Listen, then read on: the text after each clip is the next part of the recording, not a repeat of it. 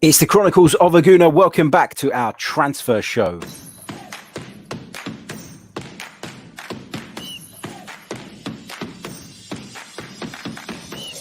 You're listening to the Chronicles of a Gooner, the Arsenal podcast. I'm Martin Tyler, and you're listening to Harry Symeou.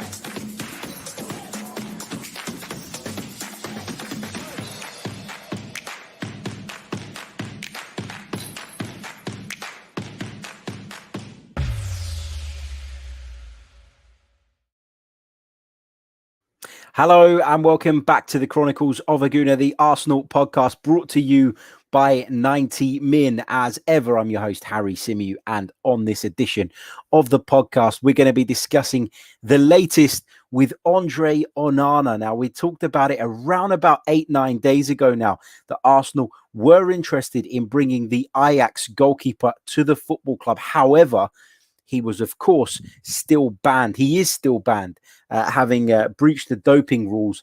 He insists that he took some medication by mistake, but it's been announced today that the Court of Arbitration for Sport have decided to reduce that ban from 12 months to 9 months, which means that Andre Onana would be eligible to compete again in November. He'd be able to train from September.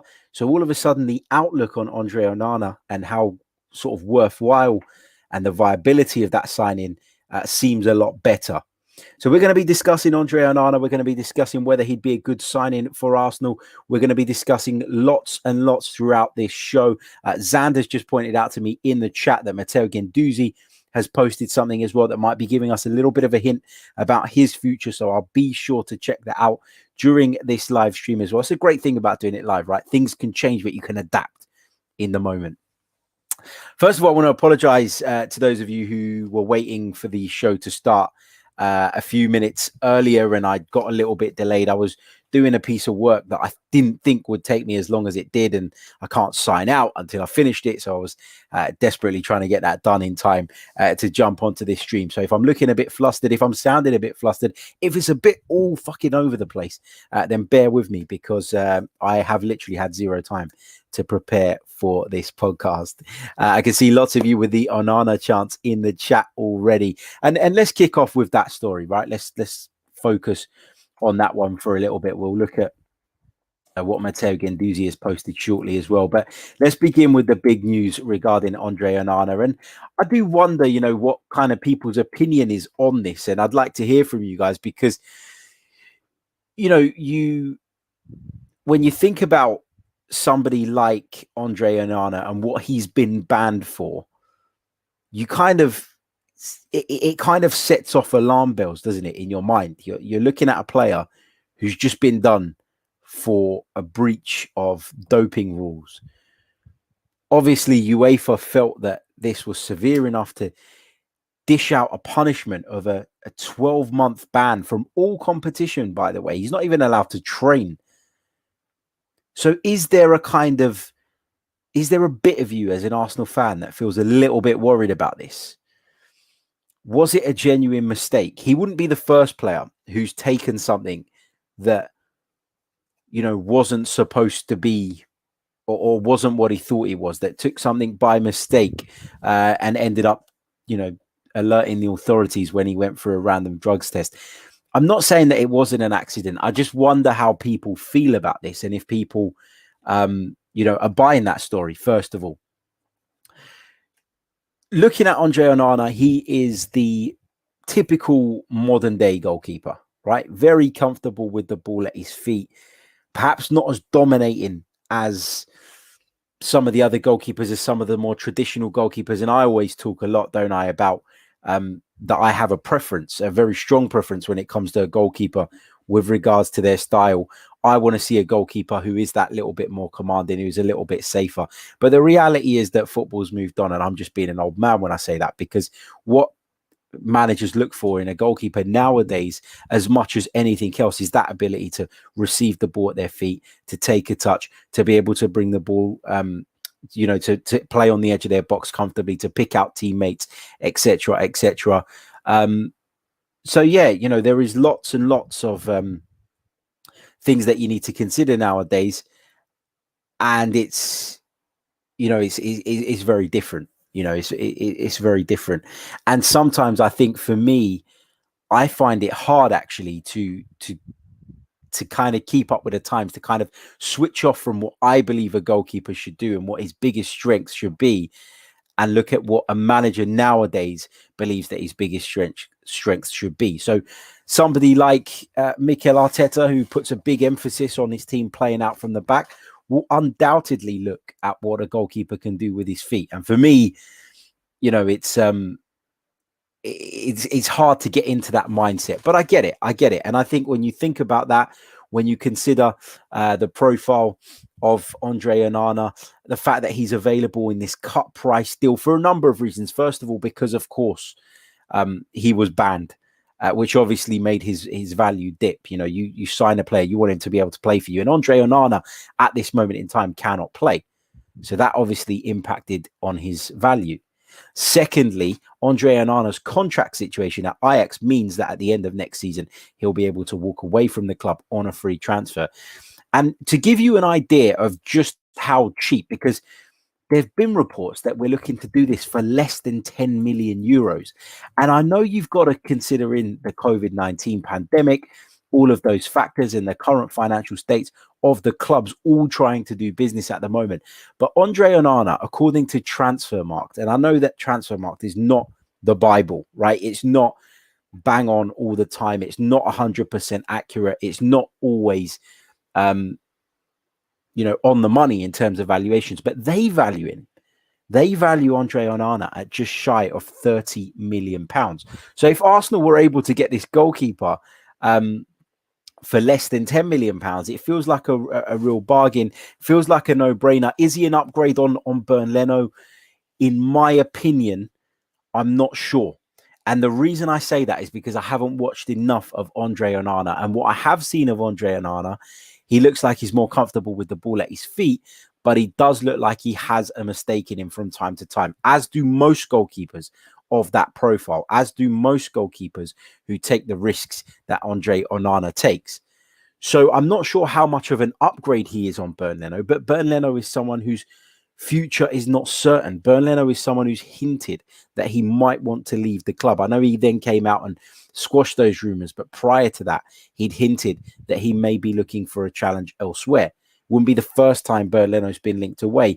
And if you think about Bernd Leno, his age, he's obviously older than Andre Onana. If you think about his perhaps, or, this desire that he might have to leave, and the fact that you could probably sell Bernd Leno, sign Andre Onana, still be in profit, probably makes this a worthwhile deal.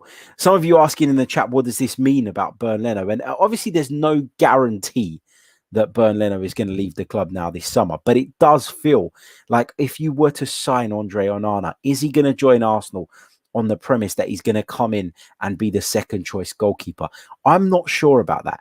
I feel as though if Andre Onana is going to come in, it does pretty much open the door for Bernd Leno to leave. Now, whether a suitable offer will come in for the German, whether an offer that we feel as supporters matches Bernd Leno's valuation, remains to be seen. But I just wonder if there have already been talks behind the scenes between Bernd Leno, his representatives, and the club with regards to his future. And that is why Arsenal are actively pursuing another goalkeeper in the mould of a number one. Because if that wasn't the case, you could easily go and sign Matt Ryan for next to nothing, bring him in. I'm sure he'd demand less in wages. He's already adapted to the Premier League. He's already living in the UK. He's already been at the club. So the Onana signing, it feels to me like it is part of a bigger overhaul in the goalkeeping area, and that probably involves Bernd Leno leaving the club. I'm not going to sit here and discuss Bernd Leno's Arsenal career to date on this podcast, because if it does come to the point where it looks like a move is away, then we'll do that. Then we'll look back on what Bernd Leno did, and how Bernd Leno fared. I don't think Bernd Leno is a bad goalkeeper, but I don't think he's a brilliant goalkeeper either. So for me, it's kind of neither here nor there. If Onana represents an upgrade and allows us to play in the way that Mikel Arteta wants us to play, with a little bit more fluidity, with less issues, then I'm okay with it. and I'm pretty happy for those deals to go through. But as I say, nothing's done just yet, so we're going to have to remain patient. But now that the Court of Arbitration for Sport have revealed that Andre Onana's ban has been cut down from 12 months to 9 months, I think this deal becomes a lot more feasible, and this deal becomes a lot more appealing to the Arsenal. Now, Andre Onana, as I said, will be eligible to start training again in September. But as I also mentioned, he will not be able to play competitive football until November. So what does that mean if Bernd Leno does leave for the start of the season? Well, Arsenal need to bloody go and get Matt Ryan in then, or somebody else of that mold, because the last thing I want to see is Alex Runarsson starting the season for Arsenal. It would feel like Mikel Arteta will be putting himself under incredible pressure at the start of a campaign where he's already going to be under pressure by playing a goalkeeper that everybody knows is just not up to it. It's just not up to the standard required. So, if this goalkeeping or if the goalkeeping position is going to have a massive overhaul this summer, then it all needs to be done in a way that accommodates the fact that Andre Onana is, of course, banned until November. If you bring me Matt Ryan and you bring me Andre Onana, and you sell Bernd Leno and you still come out with money on top, which you should in theory, then actually I think that's quite smart business from Arsenal Football Club. But smart business is not something we normally associate with Arsenal Football Club. So let's wait until it happens. Let's wait until it comes to fruition, and then we can, we can jump to that conclusion. Then we can, or make that conclusion, I should say. So let's see. Let me know what you guys think in the chat about the subject. Would you be happy to see Andre Onana come into the club? Would you be happy to see Bernd Leno sold? Is Matt Ryan good enough to deputize and lead us essentially, or not lead us, but be our number one goalkeeper for the first couple of months of the season, first 3 months of the season, in the event that Bernd Leno does leave? What are your thoughts on the whole thing? Let me know in the live chat box. Big shout out to everybody who's watching us live at the moment. And of course, to those of you watching this back on a replay, or those of you listening via the audio platforms, if you wouldn't mind hitting that like button, it really, really does help. And if you could, feel free to check out our Euro daily content. We dropped the first video this morning. It was a live stream. There's another one coming to you guys tomorrow morning. We'll be looking ahead to the tournament opener between Italy and Turkey. Very much looking forward to sharing that one with you. So get involved in that content. It really, really does help me, and it will help the channel tick over during the European Championships. So yeah, check it out. Also, I just wanted to address the Matteo Guendouzi tweet. I know there was a bit of discussion that it might be a farewell to Arsenal tweet. It's not. It's a farewell tweet by the looks of it to Hertha Berlin. Matteo Guendouzi's put a video compilation of himself playing for the Bundesliga outfit, and he's put the following caption: "To new beginnings, a difficult day arrives. This one, the day to say goodbye to an entire institution for which I had the immense privilege and honor to play football and defend its blazon in an extraordinary championship made of professionalism and humility." So there you go. Matteo Guendouzi saying goodbye to Hertha Berlin. Well, we knew he wasn't going to be there next season anyway, but still no news of a deal taking Matteo Guendouzi over to Marseille, although we do expect that to happen in the coming days or weeks. Hopefully it doesn't take that long, because we need to get moving with our business. Also, I talked about it earlier on today that the Granit Xhaka thing is moving forward, and there is a hope amongst all the camps that will be done prior to Switzerland's opening game of the tournament, which takes place on Saturday when they face Wales in Baku. Granit Xhaka is the Swiss captain, so I'm sure he'll want that done and dusted. But if it has to wait a few more days, then so be it. Arsenal aren't going to move for a replacement until that deal is done, you feel, because of the money that it's going to bring in. I think 18 to 20 million euros was the quoted figure, which I still think is not enough, but that's another debate for another day. Let's see what you guys are saying in the chat box. Brad Richardson says we need a good number 2, as Onana will be in the African Cup of Nations. Is that going ahead? Because there were rumors that it was going to be called off. So that is still in the balance from what I understand. with regards to the African Cup of Nations. And I think that would have an impact on many teams' transfer business, because they'd have been looking at players and maybe been put off by some due to the fact that they're going to lose them for a month in the middle of the season, or could potentially lose them for a month in the middle of the season. So if that is cancelled, I think that probably does change the plans of a few teams. Fatality says they better get decent money for Leno then. What did we pay for him? 25 million, wasn't it? Are we going to break even? You can't expect to break even, though, on a goalkeeper that you've had for what, 3 years? Is it 3 years? He's 29 years old now. We signed him in July 2018 for £22.5 million. So that's 3 years ago. He's 3 years older. You can't expect to break even. If you do break even, great. But if we got £20 million, I'd be happy with that. Even if we got £18 million, I still think that is a reasonable figure. And I keep going back to what I've been saying throughout the last few days. For some reason, there is this expectation out there that Arsenal are going to be able to bring in huge sums of money for players that we're trying to move on. And it's just not going to happen. I think that Bernd Leno nowadays is worth about £18 million. You've got to think, when we signed him, mate, he was 26. He's now 29, which means he's further along. He's got less shelf life, if you like. He's not been great either. Why would someone want to pay in excess of what we paid previously? So if you've had 3 years of service of the guy, but you still managed to make most of your money back, I think that's good business. Looking at transfer marked valuation, and again, I know these aren't gospel, but they're looking at £19 million. So my valuation is not far off of that.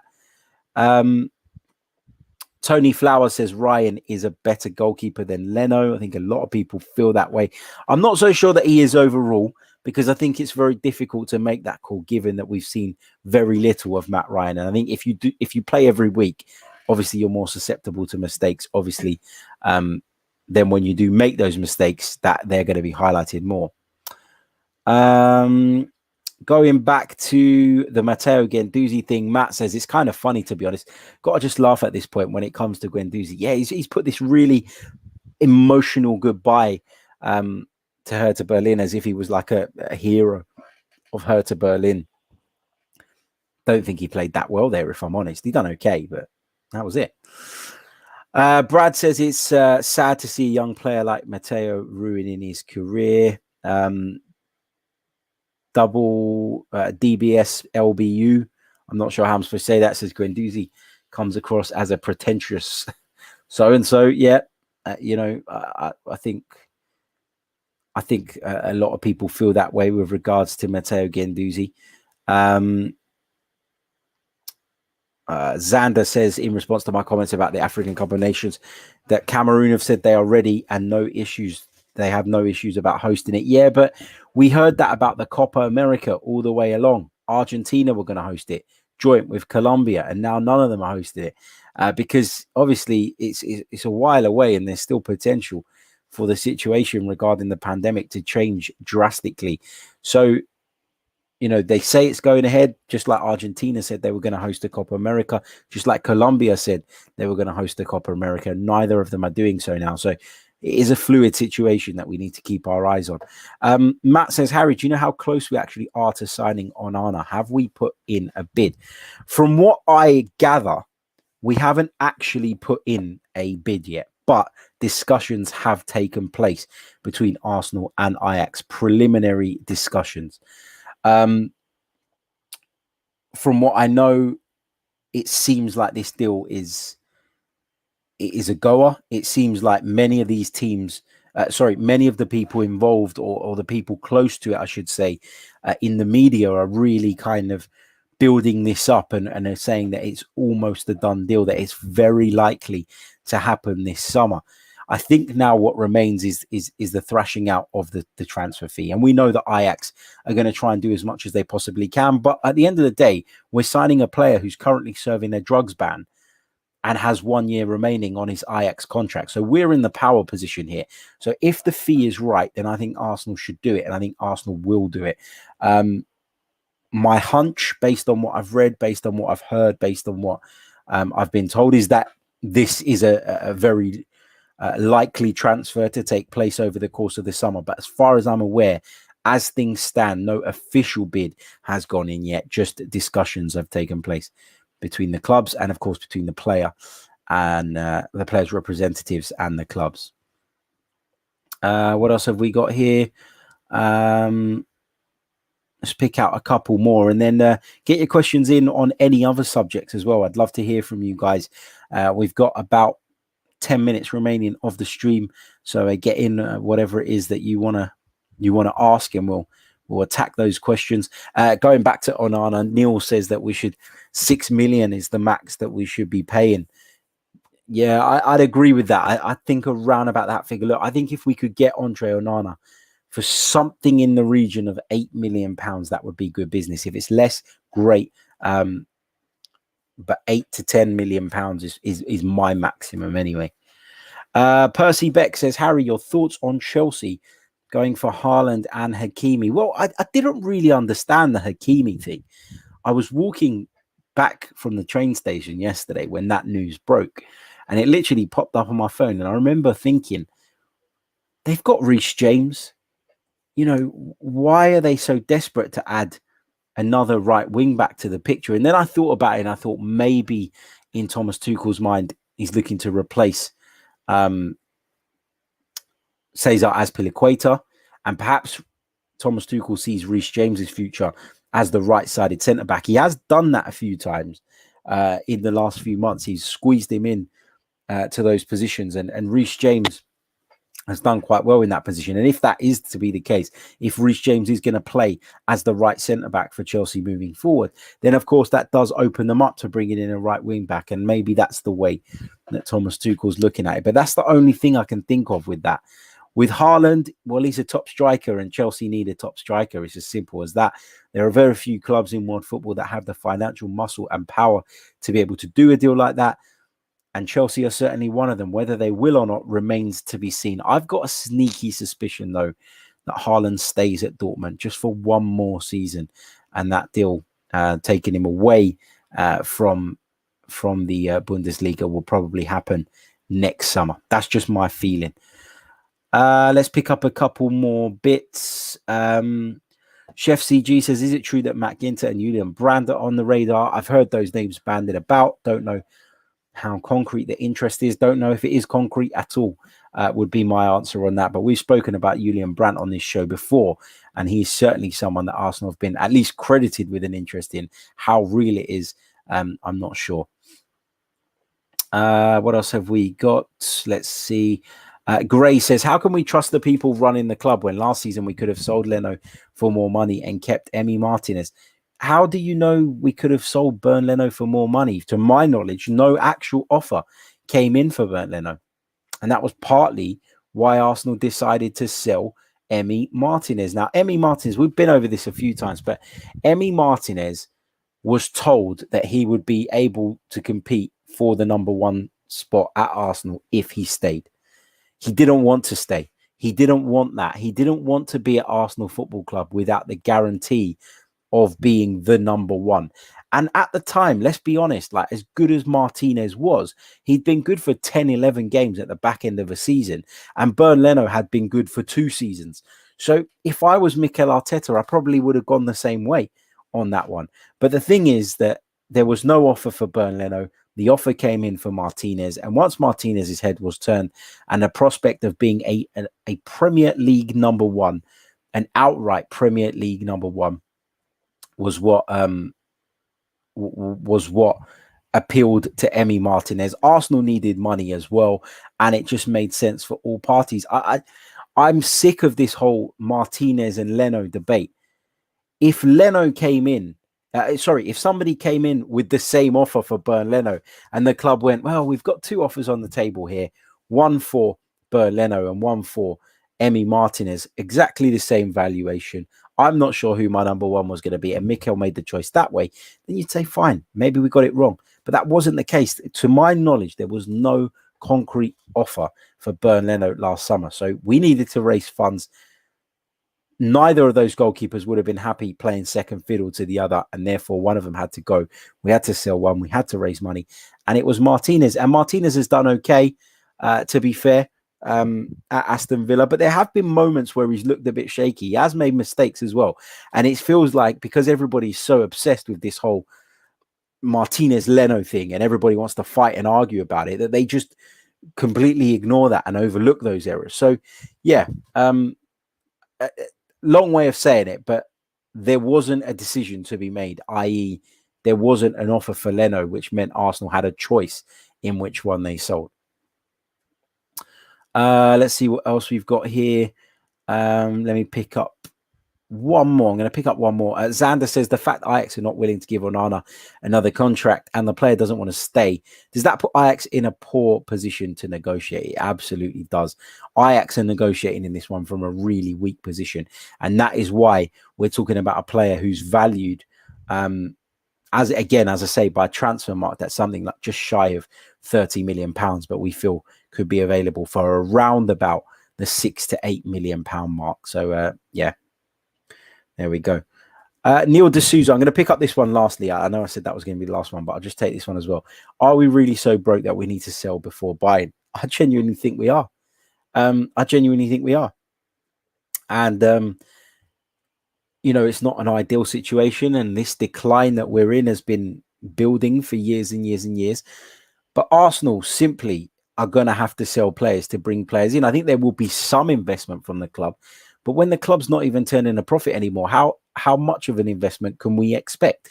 Unless the Cronkies, like many other owners across the country do, put their hands in their own pockets and help the club along.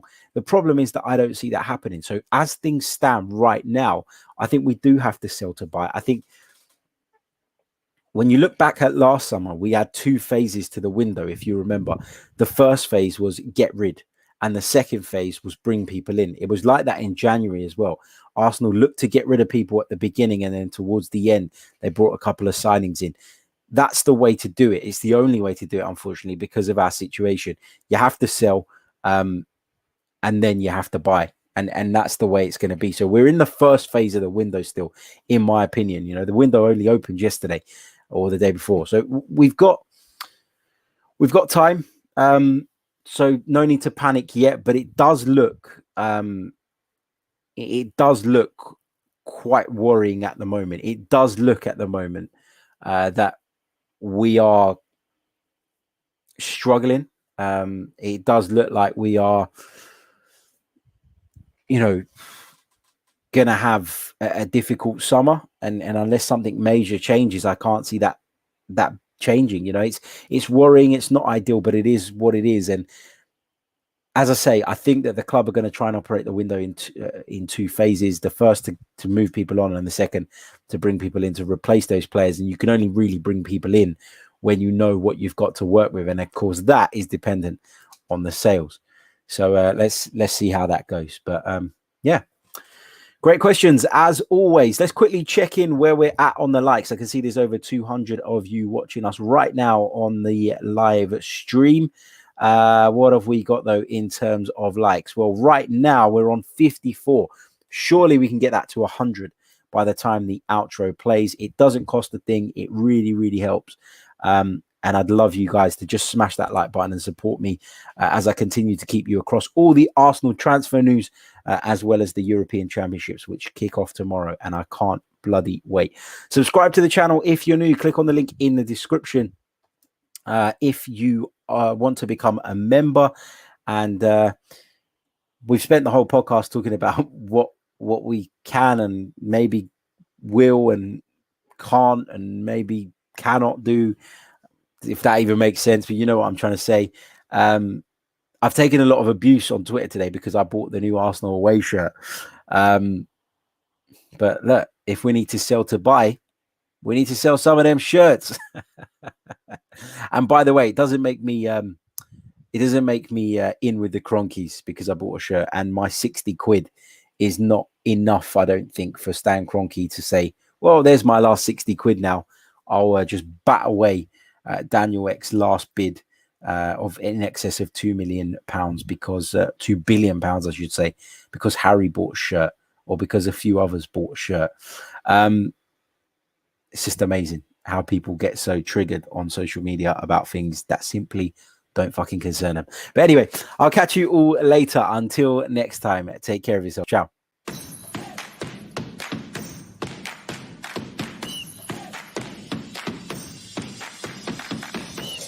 You're listening to the Chronicles of a Gooner, the Arsenal podcast. I'm Martin Tyler, and you're listening to Harry Symeou.